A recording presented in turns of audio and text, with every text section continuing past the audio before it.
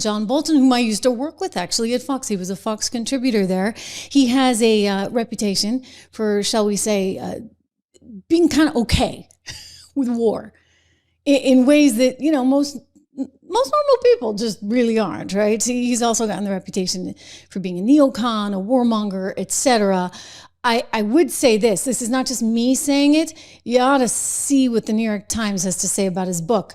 We're going to get to that in a second, but first know the facts. John Bolton's home was raided early this morning. His poor wife sitting there, you know, the photographers are all around at 7 a.m. this morning. And it is not clear. I'm going to have some inklings and I have some sources and I have some information. I'm going to share that with you. But it was not made immediately clear just exactly what authorities were looking for. Again, I have an idea. And if my idea is correct, then yes, he could be looking at some serious time if in fact he's proven to be guilty of taking classified intel out of the White House. Anyway, this all went down at 7 a.m. this morning, ladies and gentlemen. 7 a.m. The president weighed in. He said, look, I didn't know this was happening, but I will tell you, I'm telling you this. I don't think there's a lot of love lost between these two. Watch. Life. When I hired him, he served a good purpose because, as you know, he was one of the people that forced Bush to do the ridiculous bombings in the Middle East. Bolton, he wants to always kill people, and he's very bad at what he does. But he worked out great for me because every time he doesn't talk, he's like a very quiet person, except on television. If he could say something bad about Trump, he'll always do that. But he really doesn't talk. He's quiet. And I'd walk into a room with him with a foreign country, and the foreign country would give me everything because they said, oh no, they're going to get blown up because John Bolton's there. He's not a smart guy, but he could be a very unpatriotic guy. I mean, we're going to find out. I know nothing about it. I just saw it this morning. They did a raid. Do you expect the DOJ to brief you on this? Yeah, they'll brief me. Probably today sometime. And the foreign minister... I tell Pam and I tell the group, I don't want to know about it. You have to do what you have to do. I don't want to know about it. It's not necessary. I could know about it. I could be the one starting it. I'm actually the chief law enforcement officer. But I feel that it's better this way. So he says he didn't know about it, but he probably had an inkling that they were going to do some looking into one John Bolton. And the reason, again, goes back to what I was just telling you. There was this book that came out. I want to say it was in like summer of 2020 that John Bolton published. I don't think anybody really read it. Like, now I kind of want to go back and read it because I'm like, what exactly was classified that was in there? There was a lot of, you know, sort of, apparently according to the New York Times, because they bothered to read it. And I guess they were kind of mad that they had to read it. Look at the headline that they ran in the room where it happened. John Bolton dumps his notes and smites his enemies. Apparently it was just a whole lot of his note taking, like 500 pages of his note taking, according to the New York Times. He's not a very talented writer. And according to the New York Times, he also doesn't have much of a story arc there. He's just recounting and not being able to accomplish very much. And it toggles between two discordant registers. One, exceedingly tedious, they write, and then also slightly unhinged. Again, New York Times writing about Bolton. And this is a very interesting point because you heard Donald Trump just talk about how he kind of had a preference for, shall we say, going to war in ways that Donald Trump clearly the president has no interest in doing. And in one particular case, and I actually remember this night because I was on the air that week. I was on the air the night that we actually, that we did strike overseas in the Middle East. And I remember we were looking at the lead up, there was one like night that we thought it was going to happen, maybe, possibly, you know, you start to hear things, right, as a reporter, and it was concerning and somehow it didn't happen. It wound up at a different time. But read the New York Times account. They're talking about how Bolton kind of anticipated this. They write in June 2019, Iran had shot down an unmanned American drone, and Bolton, who had always championed what he proudly calls, quote, disproportionate response, pushed Trump to approve a series of military strikes in retaliation. You can sense, they write, Bolton's excitement when he describes going home. Quote, at about 5:30 for a change of clothes because he expected, they write, to be at the White House, quote, all night. It's therefore an awful shock when Trump decided to call off the strikes at the very last minute after learning they would kill as many as 150 people. Too many body bags, Trump told him, not proportionate. All right, so in other words, it was pretty clear Bolton had a point of view, and it kind of tended to, and look, I knew him and I've interviewed him many times. I've gotten in arguments with him on the air because my point was, wouldn't you always rather lose dollars than lives? I mean, in all seriousness, if you have your choice, wouldn't you rather lose dollars? Why not use financial tools? Why not use things like tariffs as opposed to immediately going straight towards troops? And I'll tell you what he told me once. This was live on air, okay? It became kind of contentious. And he said, well, what would Jamie Dimon think of that?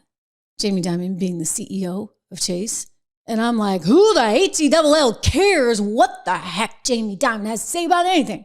I'm sorry. This isn't about, again, why are we always reducing lives to, money's more important than lives? No. I will lose dollars over lives any day of the week. And I think the president agrees with that sentiment. So he and Bolton were always split in terms of that. But what does it mean for Bolton if he's convicted of taking sensitive information and not only publishing it, but also taking it, which is perhaps what they were looking for today at his home? It could mean, according to Jonathan Turley, legal scholar and expert from American University, who went on Fox News earlier today, 20 years, up to 20. It is intriguing here because these are long-standing allegations that the book indicated or referenced classified material that he may have acquired when he was in the administration. We're not clear as to what that is, but it would suggest that it could be national defense information. The reason that's important is that creates a heightened potential penalty. So you can have penalties that range from 5 to 20 years. 20 years tends to be the sentences for concealing information, obstructing justice. Simply having classified information can weigh in at about 10 years. And there are often multiple counts because each of those documents can be charged separately. So there is a strange history here. So you had these allegations coming out as early as the first Trump administration. Then there was an allegation that the Biden administration essentially scuttled a further look at this case. Right. And now we have this new development. But we really don't know if there's something that has occurred most recently, whether they uncovered something that they believed is sort of evergreen, that this is still a viable criminal case. So that's the question. What did they uncover? What do they think they may have uncovered? Were they trying to get something there at Bolton's residence? I mean, a lot of questions right now, but again, I think a lot of this stems from Trump's concern and people around him. They're concerned that he took some classified information way back when. Let me go to something that our friend Benny Johnson actually just put out on Twitter. He wrote, he spoke with somebody, clearly a source at the FBI, just told me that the John Bolton raid is about Bolton's serial theft and publication. This is interesting. This is echoing what I just said, of classified information that has gone on for years. The FBI official said to Benny, and I quote, "It is widely known that the Bolton," I assume they mean administration, or the Bolton, I don't know, John Bolton, mishandled and took classified information for use in his 2020 book after he failed to get approval from the National Security Council for the publication of what they determined to be highly classified information. This raid on Bolton's residences comes after years of investigation into this potentially criminal disclosure, which started in 2020 before being put on pause for political reasons. The Trump administration is committed to restoring integrity to the Justice Department and to ending the weaponization of government. Our investigation will follow the evidence and ensure accountability. So the question is, what was possibly, in their view, Bolton doing to weaponize the government some more? I think it's pretty clear, as I said, that these guys eventually were not friends.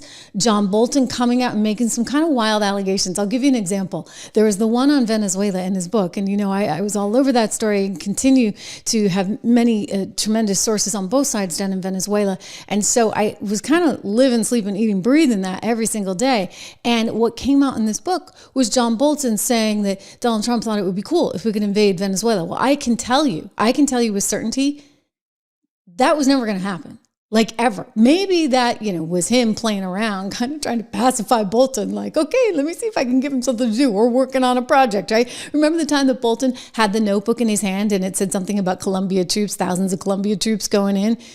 troops to Colombia, rather, which borders Venezuela. And everybody was like, whoa, oh my gosh, are we like, Donald Trump never, ever, ever, ever wanted to engage militarily with Venezuela. He was trying to force some kind of compromise, perhaps. I mean, they would have liked to have gotten the guy that kind of looked a little like Obama, right? Guaido in there, who was better than the alternative in many people's view. But it didn't happen. And it didn't happen. And the answer was not to say, okay, we're going to go storm in with the military. That was never the president's intention. And yet Bolton published that. He totally, and like people called me up. I'm like, what do you think? No, I told them there's just no way. Like maybe he was horsing around again, trying to give Bolton something to do. But what was the classified information? I mean, now I guess I kind of need to read the book, right? That Bolton put out. Anyway, here's Donald Trump at the time of the book saying, you know what? This guy deserves to be in jail. John Bolton came out and said, that doesn't work with country to country. What's your reaction to that? Look, this is a guy with no personality. All he wanted to do is drop bombs on everybody. He was one of the many people that got us into the war in the Middle East, which was a big mistake. I said to him, let me ask you, do you think recently, I said, what did you think? He said, I think we made the right decision. I said, you lost me there. It was the worst decision in the history of our country. I know you may disagree with that. Worst? Well, now you might agree. At the time, you would have, felt differently. But also, the Libyan model, you know what that means, right? Look it up. One of the dumbest things ever said, I think it was said on Deface the Nation, the Libyan model. He said the Libyan model, that set us back. You have no idea. John Bolton was a stupid guy, and he was a guy with no heart. And he also had a statement that he would lie whenever he had to. He has that statement. It's a well-known statement. And I fired him, and I didn't think it was a big deal. And I wasn't around him very much. But what he did do is he took classified information and he published it during a presidency. It's not, it's one thing to write a book after, during. And I believe that he's a criminal. And I believe, frankly, he should go to jail for that. Judge? And he could.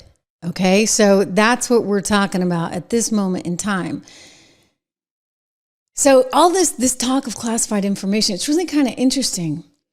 Because if you go back to when Donald Trump was being accused of stealing classified information and taking it down to Mar-a-Lago with him, John Bolton came out and said some pretty scandalous things. I mean, this is going on the heels of Bolton being accused of publishing, remember, classified information. There was an effort underway. Eventually, the judge decided in the case to allow for Bolton to publish his book. But don't forget how Bolton turned the tables kind of as fast as he could, I guess. Here's John Bolton talking about the Mar-a-Lago raid on Donald Trump. By the way, Biden took stuff too. It stayed in his garage next to his Corvette. Watch. Any given moment. But I don't think he cared about the classification system. I don't think he appreciated the sensitivity of this information, and he didn't appreciate the sensitivity of how it was often acquired, the so-called sources and methods. So this had been briefed to him before I arrived. It was repeated frequently. I think it simply had no impact on him whatever. There's a couple of different ways that people think about this, and people who are not friendly to the president, who think about what's happened here. And one of them is, Donald Trump, master thief, criminal, running some kind of elaborate conspiracy to bring things out of the White House and keep them secret, for potentially for political or financial gain. There are other people who his attitude is Trump is chaotic. He's careless. He's not that smart. He took these things almost by mistake, and now he's basically stamping his feet and saying they're mine. I don't want to give them up. Give me a sense of where you think the truth lies with respect to Trump's intelligence, carelessness, and the degree to which he might have brought motive to bear on taking these documents out of the White House and keeping them for this long at Mar-a-Lago. Well, it's very hard to speculate on motive other than that he liked cool things. He saw things so he wanted to take them, and he was pretty much able to take them, and not just on classified information matters, on all kinds of things that crossed his desk. Some days he liked to eat a lot of French fries. Some days he took classified documents. He wanted them. Why did he want them? Because he could get them. Right. And Wow. Okay. So it's just interesting that now things have sort of changed, and now John Bolton may be the one being accused of taking classified documents. Now, I get it. A lot of people are saying, gee, this doesn't really feel right. It seems like maybe this is revenge of some sort. And is this really like, I get that, you're going after Letitia, but John Bolton, people might have a harder time with that. However, again, I go back to, I think, the frustration and the fury that the president felt back in 2020 when he put forward this book. And at the time, there was a lot of concern that there were names and people and information in that book that were classified. And then the judge allowed for it to go through anyway, right? Because if you were against Trump, that's all that mattered. Just anybody who didn't like Trump suddenly was getting through on everything. And I think to a certain extent, this new administration is coming in and saying, hey, we are going to hold people accountable. There is accountability in all this. And it's not a tit for tat, but making sure that this doesn't happen to anybody else again in the future. It certainly seemed like John Bolton was a little bit worried. I don't know, maybe a week or two ago, he was on CNN and wishing that Kash Patel and Tulsi Gabbard were just never around. Remember? Well, I don't think I showed you this. Forgive me for not showing you this at the time. I'm going to show you now. Here he is a couple of weeks ago, John. I think a lot of Republicans right now just wish Kash Patel, Tulsi Gabbard, and a number of other Trump nominees would just go away.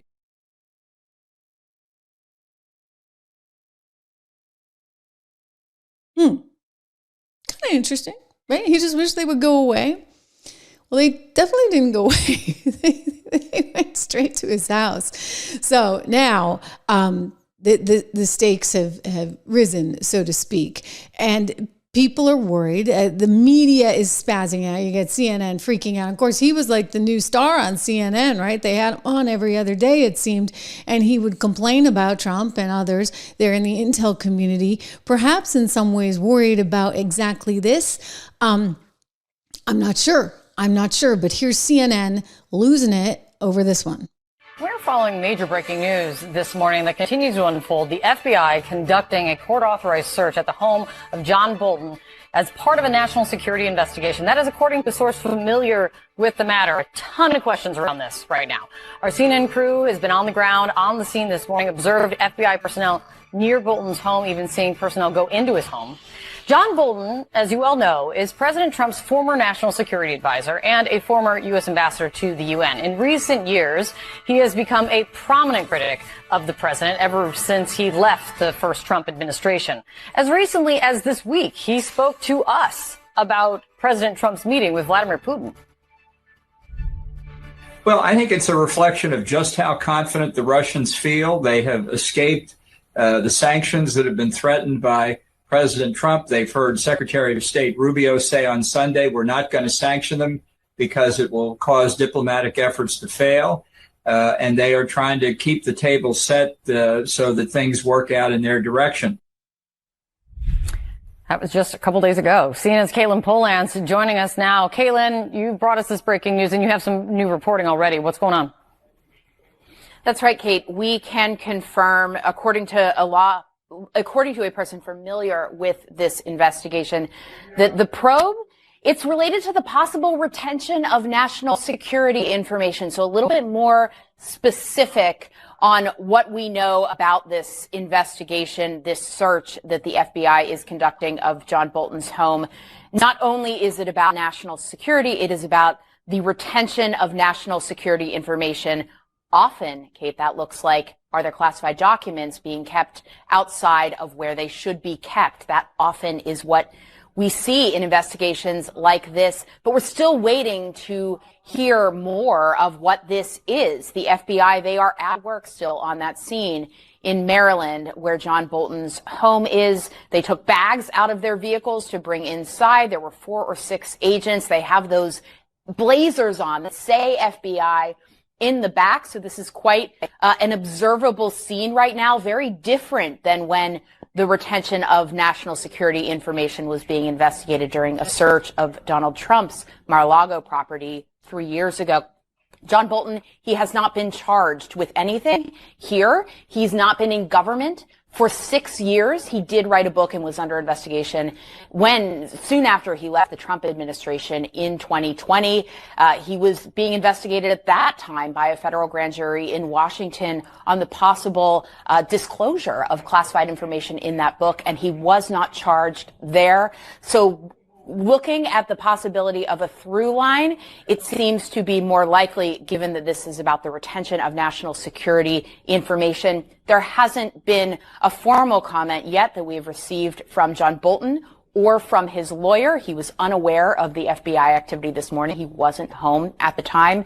And we also are waiting to see if the administration will say anything publicly. So far, some cryptic messages posted on social media by the two top officials at the FBI. Kash Patel, the FBI director, on the platform X, writing, "No one is of the law FBI agents on mission." That was right after 7 a.m. this morning.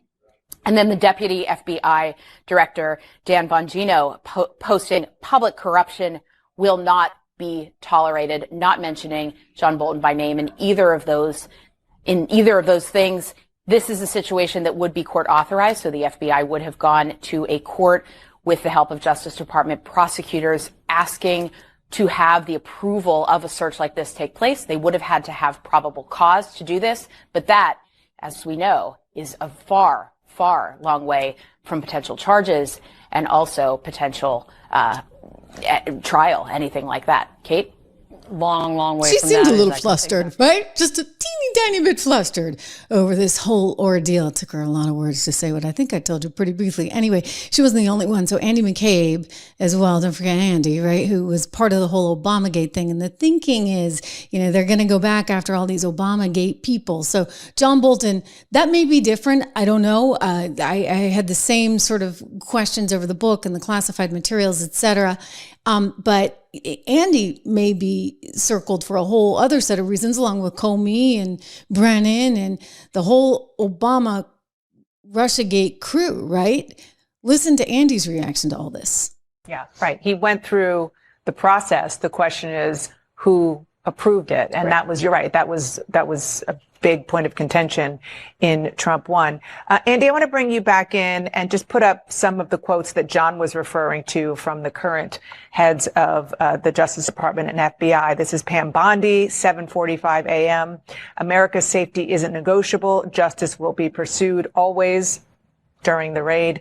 Kash Patel post, 7:03 a.m. "No one is above the law. FBI agents on a mission." How unusual is that kind of post from the heads of the law enforcement agencies in America while this high-profile raid is going on?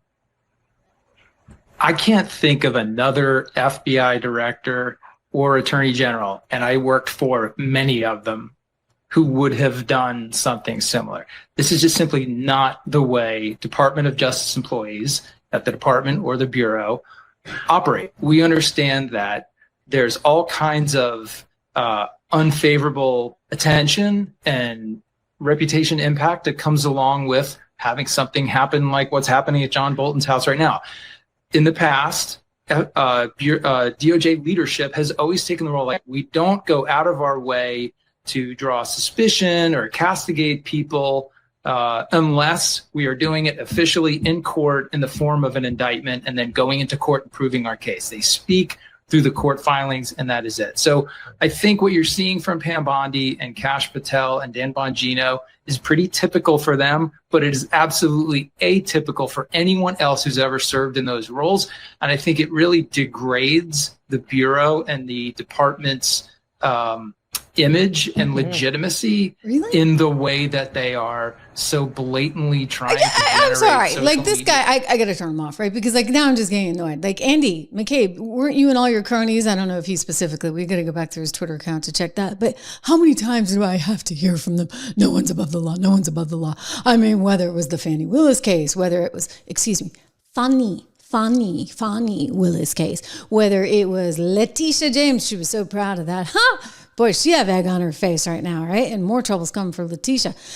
They all did this. This was constant. Oh, no one's above the law. No one's above the law. And then when Cash says it, oh my gosh, how dare you? How dare you? Now this makes it look like a vendetta. I'll tell you, JD's saying this is not a vendetta, guys. This is just about making sure that people are held accountable. I want you to see him here with the NBC host on, they actually ran the clip on MS, whatever the heck it is. Now, by the way, the president was weighing in on that today. It was kind of funny. I'll show you later in the show. Here's JD.